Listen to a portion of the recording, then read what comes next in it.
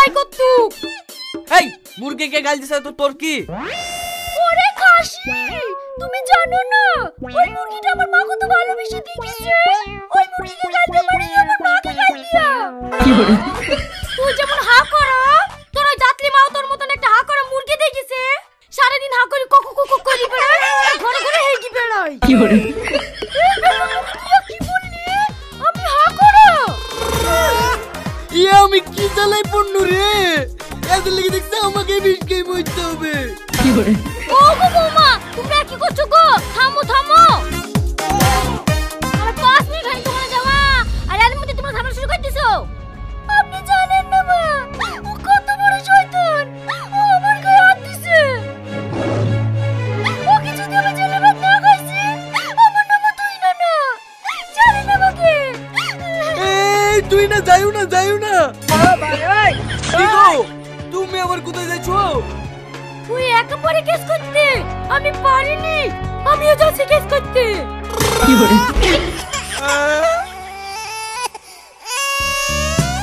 Sir sir. হ্যাঁ বলুন। আমার সাথে আমাকে মেরে তো হয়নি। এই দেখেন এখানে মেরেছে, এই দেখেন এখানে মেরেছে, এই দেখেন। আরে থাক থাক, বুঝতে পেরেছি আপনার সতীনের নামে কেস করতে এসেছেন তো। হ্যাঁ স্যার। একটু দাঁড়ান, আগে ইনার কেসটা লিখিলি, তারপর আপনার কেসটা লিখছি। হ্যাঁ, আপনাকে কি মার্ডার করার চেষ্টা করেছিল? করেছিলই তো। আমার স্বামী না আসলে আমাকে মেরেই ফেলতো। আচ্ছা ঠিক আছে, আমি কড়া করে কেস লিখে দিচ্ছি, মোটামুটি 3 বছরের জেল হয়ে যাবে। শুধু আপনি আমাকে একটু কি বলে? এই লেন স্যার। এই তো পাগলাদের কি কাজ হয়? বলেন কে আপনাকে মার্ডার করেছে? উম্মা, আমাকে মার্ডার করবে কেনে? আমি এখনো বেঁচে আছি।